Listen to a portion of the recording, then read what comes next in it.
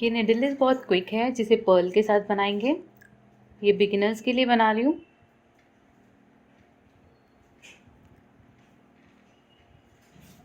Thread को attach करेंगे इस तरह से। यहाँ पर एक नॉट ले लेंगे इस तरह से। फाउंडेशन स्टिच बनाएंगे।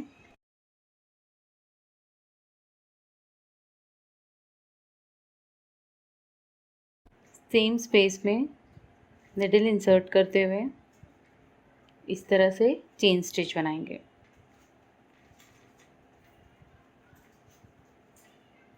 हर फाउंडेशन स्टिच के बाद एक पर्ल ऐड करेंगे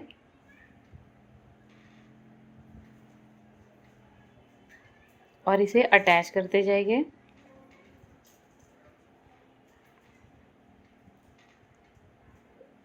ये पर्ल अटैच हो गई। फिर से एक सिंगल स्टिच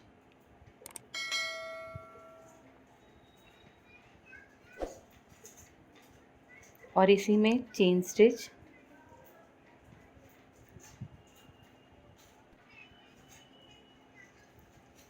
फिर पर्ल ऐड करेंगे।